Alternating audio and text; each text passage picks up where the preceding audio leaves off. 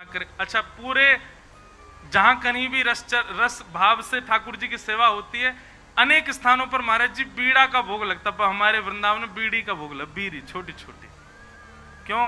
मन में भाव है नेक नेक से लाला लाली है, इतनी बड़ी बीड़ा बना दो, कहाँ खाएंगे बाकू। नेक नेक सी बीड़ी बनाओ, छोटी छोटी बीड़ी बने।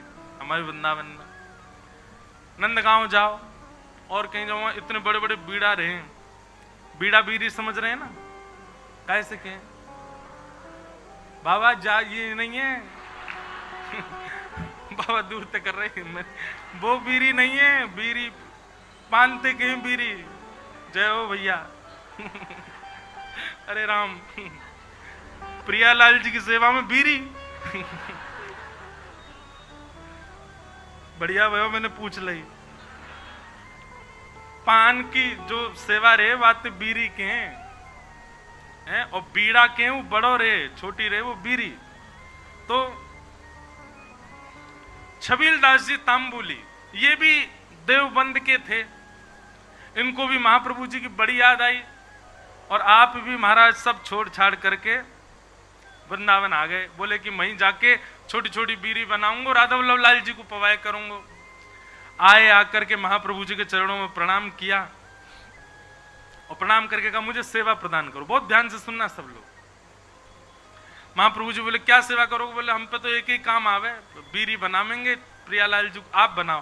बोले ऐसी बीड़ी बनाओ जो मुख में जावे के बाद भी लाल जी को श्रम नहीं करना पड़े, अपने आप ही घुल जाए करे। महाराज जी कितना विचार हमारे ब्रजमंडल में किया जाता। आप कभी दाऊ जी जाओगे ना, दाऊ जी वहां श्री बलराम जी का मंदिर है।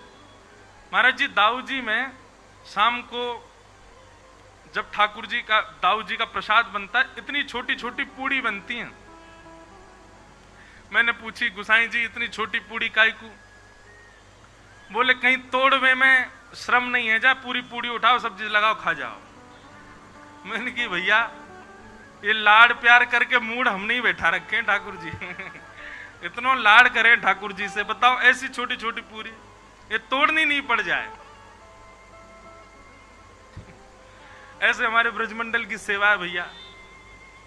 तो महाप्रभु जी ने आज्ञा करी ऐसी बीड़ी बनाइयो कि प्रियालाल जी के मुख में जाए, मुख में जाते ही घुल जाए। वो ठीक है। अब तो महाराज वो इसी भाव में बीड़ी सिद्ध करता था, पानों को रात में भिगोता, उनको बिल्कुल नरम सा बना के वही सामग्री भीतर, वो भी निधान। महाप्रभु जी ने बताया क्या क्या सामग्री जाएंगे, उसके अलावा कुछ नहीं। बिल्कुल भी ऐसा ना हो कि मुख में जाकर के थोड़ा भी श्रम करना पड़े। रोज बीड़ी बनाता, चांदी के बढ़िया सुंदर पात्र में उनको भर के लेके जाता और सेवा में जाकर के श्री राधा वल्लभ लाल जी की सेवा में पधराता। एक बात बताएं आपको, ठाकुर जी के जितने भी अधरामृत हैं उनमें सर्वश्रेष्ठ है बीड़ी। क्यों? बाकी को अधरामृत महाराज जी ठाकुर जी पामे, पर बीड़ी को भोग ऐसा है ठाकुर जी क्या करें, वाकु पामे और मुख से लगा करके अधरामृत को स्पर्श करा करके तब वाकु पधरा दे। नेक नेक पामे, एक बीड़ी तो नेक लियो, दूसरी तो या को मतलब यह है कि मुख्य अधरामृत ठाकुर, वैसे तो सबका छू है पर बीड़ी में विशेष ठाकुर जी को अधरामृत को भाव रहे। हमारे नाथ द्वार में भी महाराज जी श्रीनाथ जी कितना बीड़ी भोग लगाते हैं, 100-150 पान रोज पाते होंगे। बताओ महाराज, हर प्रसादी के बाद में। और जैसे भोग की थाली होती है, भोग की थाली ठाकुर जी के सामने पधरा दी जाती है। ठाकुर जी स्वयं पाएंगे या किशोरी जी पवाएंगे या ठाकुर जी किशोरी, हम लोग बाहर आ जाते हैं पर्दा करके। पर बीड़ी का तो नियम है कि बीड़ी आपको लेके ठाकुर जी के अधर से छुवानी ही पड़ेगी। तो मूल रूप से अधरामृत का स्पर्श बीड़ी को प्राप्त होता है, इसलिए बीड़ी प्रसाद प्राप्त हो तो समझ जाइयो अधरामृत ही है ठाकुर जी को। और बीड़ी की सेवा जाकू है सके करो, लाल जी को बड़ी प्रिय है मुखवास। तो ये छबीलदास जी तांबुली आए और इनने बीड़ी की सेवा प्रारंभ करी। ठाकुर जी के लिए बढ़िया बीड़ी बनाते, चांदी के पात्र में ले जाके पधरा देते। महाप्रभु जी ने एक दिन बीड़ी को प्रसाद ठाकुर जी को पधरा करके, और जब अधरामृत है गयो, प्रसादी है गई, स्वयं पाए बड़ा आनंद आया। महाप्रभु जी को लगे कि हाँ, ठाकुर जी के योग्य सामग्री बननी है। एक दिन बड़े प्रसन्न थे महाप्रभु जी, तो विराज रहे थे, सब सेवकगण चारों ओर बैठे थे। अत्यंत प्रसन्न श्री हितरवंश महाप्रभु सबसे बोले, कछु मांगो भाई, तुम्हें कहा चाहिए। आज मैं इतना प्रसन्न हूं, आज प्रियालाल जी को ऐसा दर्शन भयो है, इतनो आनंद मन में उमड़ रहे हो कि मन एरो जो मांगोगे सो दूंगो, बताओ क्या चाहिए। चरण दबा रहे थे छबील दास जी तांबुली, कोई हाथ दबा रहे हैं, सब सेवा कर रहे हैं। हाँ भाई तांबुली छबील दास, तू बता क्या चाहिए। तेरी बीरी पाई, बहुत बहुत स्वाद, और बिल्कुल ऐसा लग रहा हो कि हाँ प्रियालाल जी को सुख मिलता होगा, बता कहा चाहिए। आहा, छबील दास तांबुली चरण दबाते दबाते बोले, जो मांगूंगा सो दोगे। महाप्रभु जी बोले, कहा चाहिए बता, आज्ञा कर।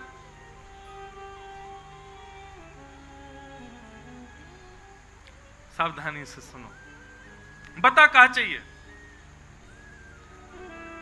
छबील दास तांबुली कह रहा है, बोले कि जय जय, हमें ऐसा अनुभव भयो, हमने ऐसी सुनी है कि श्री राधा वल्लभ जी आपसे बात करें, आपके संग बैठे, आपको हाथ पकड़ लें, आपकी गोद में बैठ जाएं कूद के। ऐसा सुख मोए कब मिले, ये मोसों बात कब करेंगे, वे मेरो हाथ कब पकड़ेंगे, मेरी गोद में कब बैठेंगे, मेरे हाथन से बीरी कब पामेंगे।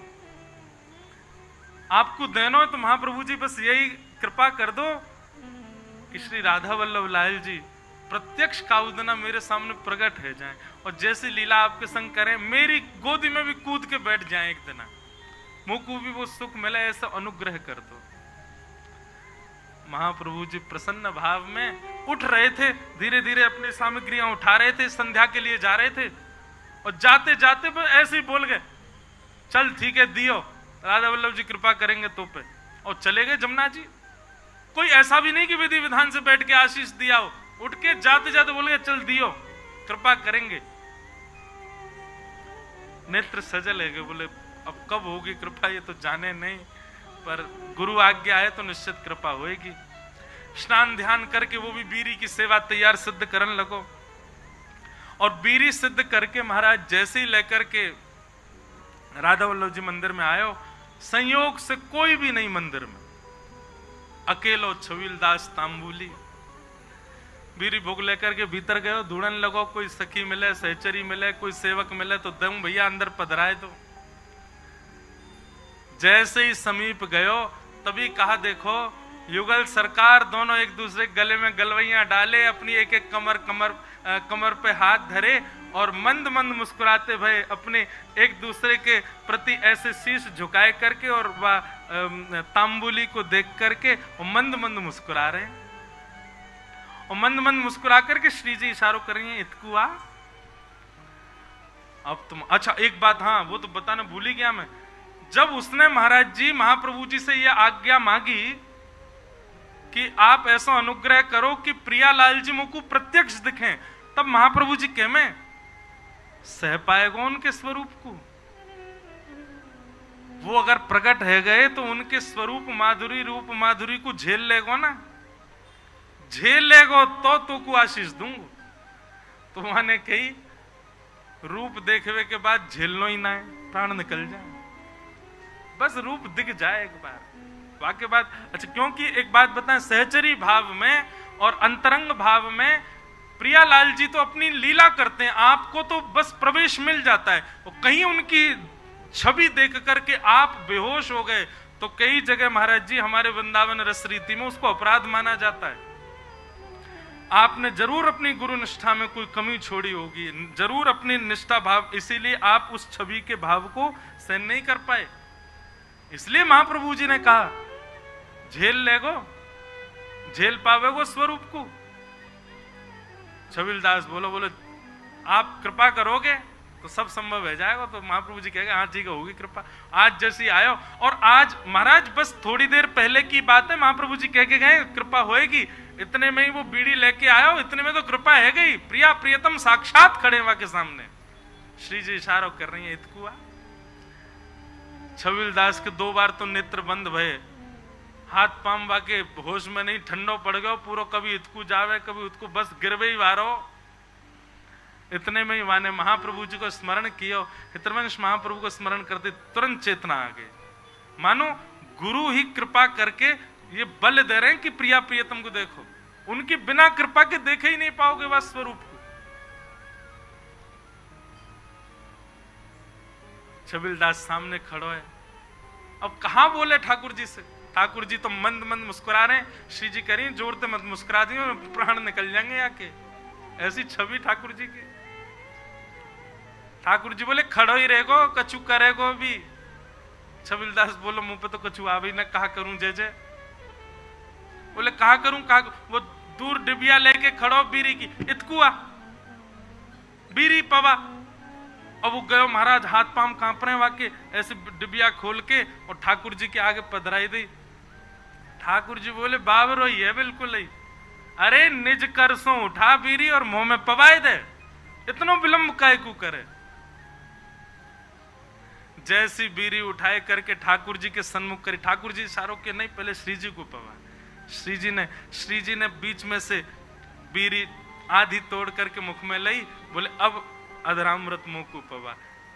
जैसे ही पवायो महाराज, वो छवि निहार करके कौन सुध में रह सके। बस वहीं वह छवि को देखतो प्रिया प्रियतम लीला कर रहे हैं। अद्भुत छवि को दर्शन करते करते छबीलदास तांबुली ने वहीं प्राण त्याग दिए, ठाकुर जी में विलीन है। बोलो श्री राधा वल्लभ लाल की। क्या समझ में आई बात?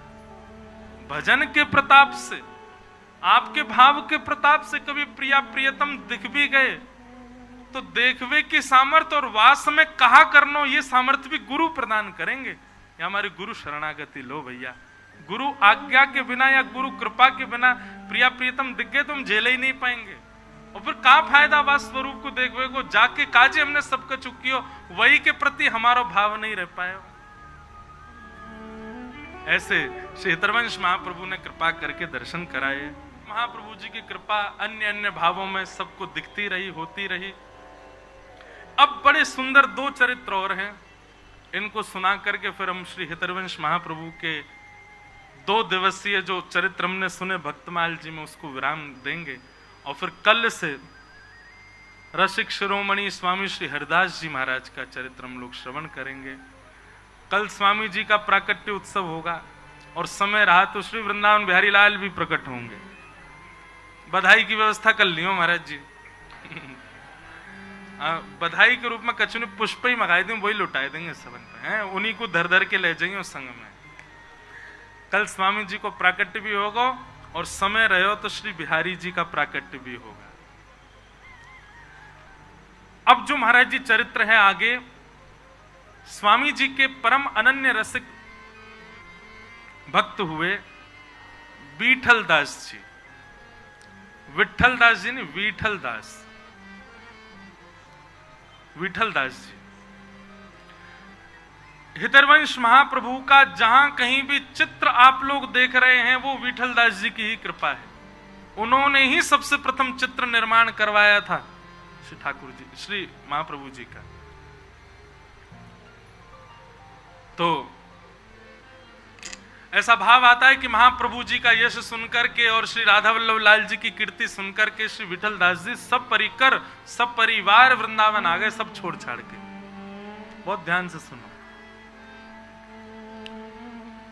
सब परिवार वृंदावन आ गए और वृंदावन आकर के पूरे परिवार को इस सेवा में लगा दिया। कोई रसोई घर की सेवा, कोई फूल घर की सेवा, श्री राधा वल्लभ जी की जो जो सेवा है, बच्चों से लेके बड़े तक सबको सेवा में लगा। पूरा परिवार ले आए वृंदावन में सेवा के लिए। बहुत ध्यान से सुनिएगा, बहुत सुंदर भाव। आप श्री का महाराज जी एक स्वच्छंद 2 दिवसीय प्रवचन विठल दास जी के चरित्र पर हो सकता है। आप श्री को स्वयं निजकर से श्री हितवंश महाप्रभु ने पत्र लिखे और पत्र में आपसी चर्चा हुई विरह भाव में। चर्चा ऐसी है, बहुत ध्यान से सुनना, कि विठल दास जी वृंदावन आकर के रहने लगे। एक दिन यमुना जी के तट पर श्री हितरवंश महाप्रभु अपने समस्त रसिकों के संग बैठ करके चर्चा कर रहे थे और विठल दास जी वहां कोई सेवा क्रम कर रहे थे, कुछ भी सेवा का क्रम संभाल रहे थे। इतने में ही एक पत्र वाहक आया पत्र लेकर के। उसने कहा आप में से विठल दास कौन है? उनका पत्र आया। अब विठल दास तो तुरंत उठ करके बोले महाप्रभु जी बैठे हैं उनके सामने, ऐसे बोले पत्र आया। महाप्रभु जी ने सुन लिया, बोले लाओ पत्र दो भाई, क्या है? चरणों में अर्पित कर दिया। महाप्रभु जी ने एक सेवक को आज्ञा की पत्र पढ़ के सुनाओ, क्या लिखा है? सौराष्ट्र देश में जूनागढ़ के राजा का पत्र था और उस राजा ने पत्र में यह अंकित किया कि हे श्री महाप्रभु जी, आपके चरणाश्रित विठल दास जी सर्वगुण संपन्न हैं। भक्ति भाव से लेकर के सामाजिक क्रिया एवं सारे गुण लिखे थे विठल दास जी के। और विठल दास वो सेवक पढ़ के सुनावे और विठल दास जी का मन ऐसा हुए, मेरे गुण क्या सुना रहे हैं। बार बार नीचे नतमस्तक करके हरवंश महाप्रभु के सामने बैठे। अंत में भाव क्या था? उन्होंने कहा कि हम विठल दास जी के सर्व गुणों को देखते हुए सब राजाओं के मत से यह निर्णय आया है कि आप श्री को जूनागढ़ का प्रधानमंत्री बनाया जाए। हम विठल दास जी को प्रधानमंत्री के रूप में नियुक्त करना चाहते हैं। आप कृपा करके देश कल्याण के हित में थोड़ा विचार करें और विठल दास जी को जूनागढ़ भेज दें। हम ससम्मान प्रधानमंत्री की गद्दी पर उनको बिठाना चाहते। राजा का पत्र था।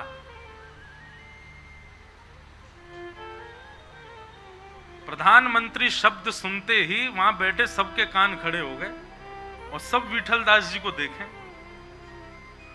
पर विठल दास जी ने जैसे ही भाव सुना, नेत्रों से अश्रुपात, और मानो ब्रज के कण हाथ में ले लिए और जकड़ लिया हो, मानो जैसे वृंदावन छोड़ करके नहीं जा सकता।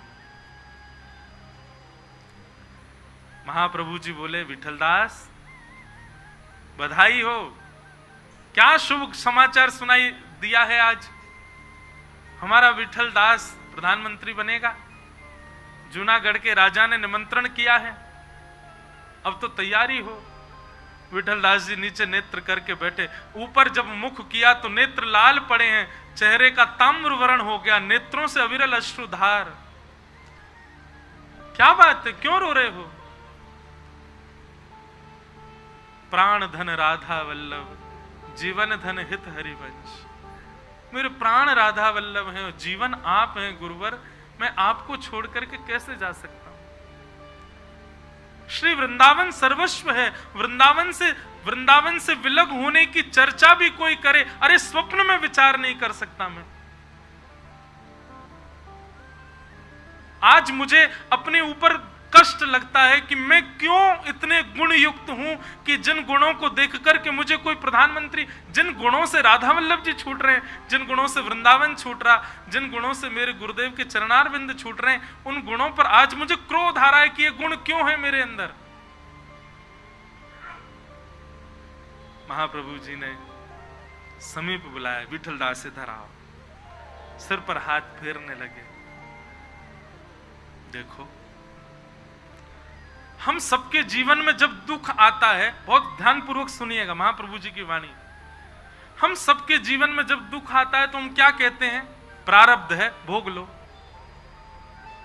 हम सबके जीवन में जब कष्ट आता है, पीड़ा आती है, तो हम कहते हैं प्रारब्ध है, पूर्व जन्म का कर्म है, भोग लो। लेकिन उसी प्रारब्ध से जब सुख आ रहा है तो संसार के लोग तो नहीं छोड़ते, परम वैष्णव उसका त्याग कर देते हैं। क्यों? जब प्रारब्ध से दुख भोगा गया तो प्रारब्ध से उपस्थित होने वाला सुख भी भोग लो। बस याद रहे, चित्तवृत्ति हमारी वहीं रहे जो हमारी ठौर है। चित्तवृत्ति वहां से नहीं हटनी चाहिए। नहीं तो प्रारब्ध में आने वाले सुख को भोगना कोई गलत नहीं है। बंधुओं, इसको आप ऐशो आराम में मत ले लीजिएगा। ज्यादा पैसा हो गया तो भोग विलास पान खान में उनको नष्ट करना, वो तो पाप है। उपस्थित भोग किसको कहते हैं? उपस्थित भोग मतलब आपकी मेहनत करने पर, श्रम करने पर आपको जो सुख मिल रहा है सही सलामत, बिल्कुल स्पष्ट रूप से, कोई जबरदस्ती आप उसके पीछे पड़ करके उसको नहीं भोग रहे, उस सुख को भोगने को उपस्थित भोग कहते हैं। विठलदास, तुमने कोई प्रयास थोड़ी किया प्रधानमंत्री बनने का या प्रधानमंत्री की पदवी का, ये तो तुम्हारे प्रारब्ध से तुमको एक उपलब्धि मिल रही है, क्यों नहीं इसको स्वीकार करते हो? भगवान, प्राण छोड़ने के लिए कह दो, मुझे स्वीकार है, क्योंकि कम से कम उसके बाद ये तो रहेगा कि नव वृंदावन, निकुंज वृंदावन में प्रवेश मिल जाएगा, पर वृंदावन नहीं छोड़ सकता मैं तन में रहते हुए। महाप्रभु जी ने आज्ञा की, देखो सब छोड़ करके मैं भी वृंदावन जा रहा था, पत्नी बच्चे परिवार सब कुछ छोड़ दिया था, वृंदावन जा रहा था, तभी बीच मार्ग में आज्ञा हो गई श्री जी की कि आत्मदेव की कन्याओं से ब्याह करो। किया, अपनी स्वेच्छा ना होते हुए भी श्री जी की आज्ञा मान करके ब्याह किया। लोगों ने बहुत बातें बनाई, बताओ सन्यास लेने जा रहे थे, पत्नी बच्चों को छोड़ दिया, उसके बाद में फिर वहां 2 ब्याह कर लिए। पर मैं जानता हूं, तुम जानते हो, राधा वल्लभ जी जानते हैं कि वो स्वेच्छा नहीं थी, श्री जी की आज्ञा थी, और वो कोई भोग विलास और संसार के किसी सुख को भोगने के लिए नहीं था, केवल लीला विस्तृत करने के लिए वो क्रम था। लेकिन मैंने किया ना, क्योंकि श्री जी की आज्ञा थी। इसलिए विठलदास, मुझे तुम्हारे मन पर भरोसा है कि तुम वृंदावन का कभी त्याग नहीं कर सकते, पर मेरी पता नहीं हृदय से आज्ञा है कि तुम इस भाव को स्वीकार करो और तुम प्रधानमंत्री पदवी को स्वीकार करो, जाओ। रोने लगे, विलखने लगे, बोले वृंदावन से जाने की बात नहीं सुन पा रहा हूं गुरुदेव। तब महाप्रभु जी ने आज्ञा की, जाओ मैं तुम्हें आशीष देता हूं,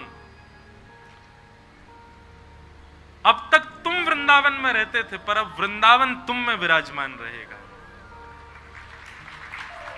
जब चिंतन करोगे राधा वल्लभ लाल जी का, जहां बैठे होगे वहीं वृंदावन प्रकट हो जाएगा, श्री जी सामने उपस्थित हो जाएंगे। जब चिंतन करोगे मैं सामने आ जाऊंगा, आशीष प्रदान करूंगा। मैं वचन देता हूं, जब तुम स्मरण करोगे यमुना जी प्रकट हो जाएंगी, गोता लगा लेना, वृंदावन तुम में रहेगा, तुम जहां जाओगे वृंदावन तुम्हारे संग रहेगा, जाओ। महाप्रभु जी की आज्ञा मान करके श्री विठलदास जी निकल पड़े। महाराज जी, इतना सुंदर प्रसंग है श्री विठलदास जी का, महाप्रभु जी ने विरह में 2 बार पत्र भेजा उनको, अद्भुत प्रसंग है वो भी। विठलदास जी गए, वहां जाकर के महाराज अभिषेक हुआ, दुनिया भर के राजा आए, सबने उनको सिंहासन पर बैठ करके अभिषिक्त किया। पर जब अभिषेक चल रहा था तब भी श्री राधा वल्लभ हित हरिवंश, जय जय श्री वृंदावन श्री वरचंद्र